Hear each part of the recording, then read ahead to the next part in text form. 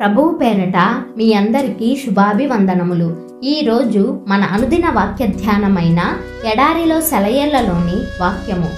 యెహోవా సేవకులారా, యెహోవా మందిరములో రాత్రి నిలుచుండు వారలారా, భూమి ఆకాశములను సృజించిన యెహోవా సియోనులో నుండి నిన్ను ఆశీర్వదించును గాక।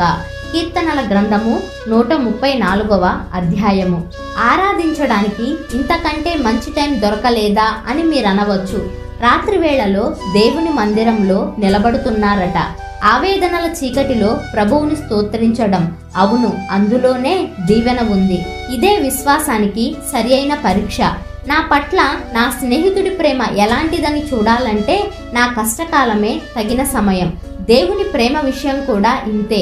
వాతావరణం నిర్మలంగా ఉన్న వేళ, చెట్లన్నీ చిగిర్చి పండ్లతో నిండి ఉన్న వేళ, గాలంతా ఆనందగానాలతో నిండి ఉన్న వేళ దేవుణ్ణి పూజించడం తేలికే। చెట్లు వాడిపోయి పాటలు ఆగిపోయినప్పుడు కూడా నా హృదయం అలానే దేవుని స్తుతించగలదా? రాత్రి వేళల్లో నేను దేవుని మందిరంలో నిలబడగలనా? ఆయన కల్పించిన రాత్రిలో ఆయనపై ప్రేమను నిలుపుకోగలనా? గెచ్చమనే తోటలో గంటసేపు నిలిచి ఆయన కోసం కనిపెట్టగలనా? కల్వరి దారిలో ఆయన సిలువ మోయడానికి సహాయపడగలనా?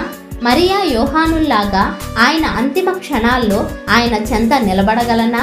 క్రీస్తు శరీరం గురించి నికోదేములాగా శ్రద్ధ వహించగలనా?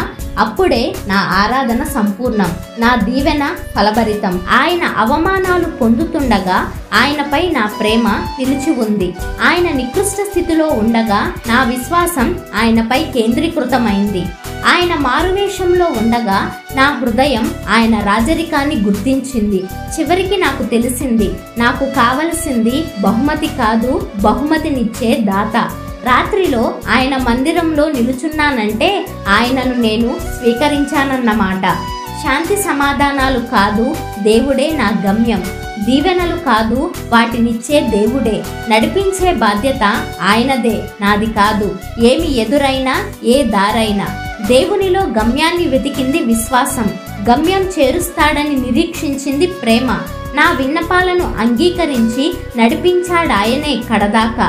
చీకటి దారైనా, భారమైనా, దూరమైనా, చెల్లించవలసిన ధర ఎంతైనా గమ్యాన్ని నేనెలా చేరగలనో నేర్పాడు। ఆ దారి ఇరుకైన తిన్నని దారి। ఆయన అడిగిన దానిని కాదనలేను, ఆయన చెంతకి చేరక ఉండలేను। అనుదినం నా ప్రభువుకి ఘనత, ఆ ఘనతలోనే నా జీవన ఫలం।